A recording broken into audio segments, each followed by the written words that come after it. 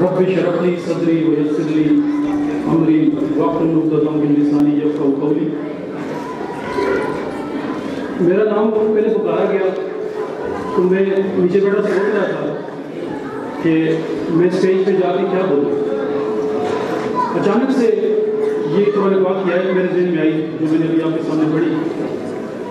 یہ آیت میں ایک اصل میں دعا چھپی ہے.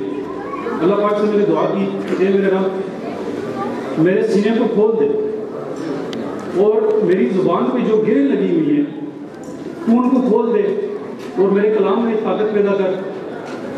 مقصد یہ ہے تاکہ میں بول سکوں اور آپ لوگ میری بات سمجھ سکیں. میرے ذہن میں یہ بات آئی کہ میں نے بولنے کے بارے میں کیوں سوچا جب میں خدا سے خود یہ دعا کر رہا ہوں کہ خدا میری زبان پہ گریں لگی ہیں, میں بولنے کی طاقت نہیں رکھتا, میں بولنے کا اہل نہیں. اس کا مطلب یہ ہے کہ میں ڈسیبل ہوں, گویائی کی طاقت میرے پاس نہیں, جس کو لینے کے لیے میں اللہ سے دعا کر رہا ہوں کہ اے میرے اللہ تو میری زبان کی گرہ کھول, میرے سینے کو کھول. میرے اندر سوچ کی طاقت نہیں, مطلب اس کا یہ ہوا کہ میں ڈسیبل ہوں. پھر مجھ میں اور ان بچوں میں جو آپ کے سامنے پرفارم کر رہے ہیں کیا فرق رہے گا؟ ہمارے درمیان کوئی بھی فرق نہیں. اب ایک بات اور قابل غور ہے کہ جب میرے اندر بولنے کی طاقت نہیں, میرے اندر سوچنے کی طاقت نہیں, میرے اندر کچھ پرفارم کرنے کی طاقت نہیں, میں ڈسیبل ہوں, اور یہ طاقتیں پیدا کرنے کی صلاحیت اس اللہ کے پاس ہے جس سے میں مانگ رہا ہوں. اور جو شخص ان بچوں کو جو بول نہیں سکتے, جو سوچ نہیں سکتے, جو پرفارم نہیں کر سکتے, جو چل کر نہیں سکتے, ان کو ان کی صلاحیتیں واپس دلا رہا ہے, ان میں بولنے کی طاقت پیدا کر رہا ہے, اللہ کے وسیلے سے کر رہا ہے. لیکن کیا یہ وہ کام نہیں کر رہا اس کے پاس اللہ نے اس کو وہ طاقت نہیں دی ہوئی جو اللہ نے اپنے پاس رکھی ہوئی ہے, جس طاقت کو لینے کے لیے میں اللہ سے دعا کر رہا ہوں کہ اے اللہ تو مجھے بولنے کی طاقت دے. آپ کے سامنے 2-3 بچے آئے جو بالکل بول نہیں سکتے تھے. ہمارے کنگسٹن اسکول کا جو اسٹاف ہے کیا ان بچوں کو بولنے کی طاقت نہیں دے رہے؟ یہ اللہ نے ان کو اس کام کے لیے مختص کر دیا ہے. میرا تعلق بیسیکلی وکالت کے پیشے سے ہے. وکیل بھی اللہ پاک کی ایک صفت ہے. وکیل کا کام اللہ کا جیسے کام ہے لوگوں کو انصاف فراہم کرنا, وکیل کا کام بھی یہ ہے کہ لوگوں کو انصاف فراہم کرے. ہمارا کام بیسیکلی یہ ہے کہ ایک بندہ کسی دوسرے بندے کا حق مارتا ہے, اس کے ساتھ اس کی جائیداد یا اس کی ذات کے ساتھ کوئی زیادتی کرتا ہے. مثال کے طور پہ ایک بندے نے کسی کو قتل کر دیا یا کسی کو زخمی کر دیا, تو جو مقتول کے ورثاء ہیں, جو زخمی ہیں, اس کو اس کا حق دلانا یہ ہمارا کام ہے, جو کہ وکیل اللہ کی صفت ہے. اب اس کام کو کرنے کے لیے بیسک مقصد ہمارا کیا ہے کہ ایک ایسا معاشرہ قائم ہو جائے جس کے اندر ہر بندہ اپنی حدود و قیود کے اندر رہتے ہوئے کام کرے, کسی دوسرے کا حق نہ مارے اور انصاف کا بول بالا ہو.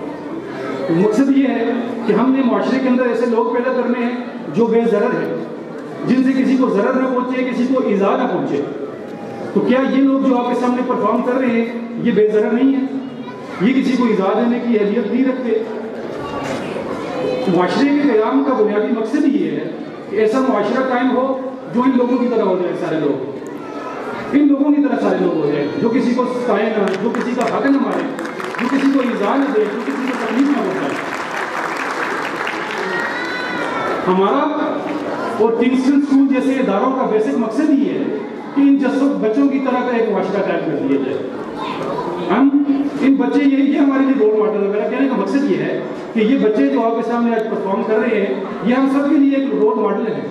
ہمارا تعلق معاشرے کے کسی بھی طبقے سے ہو.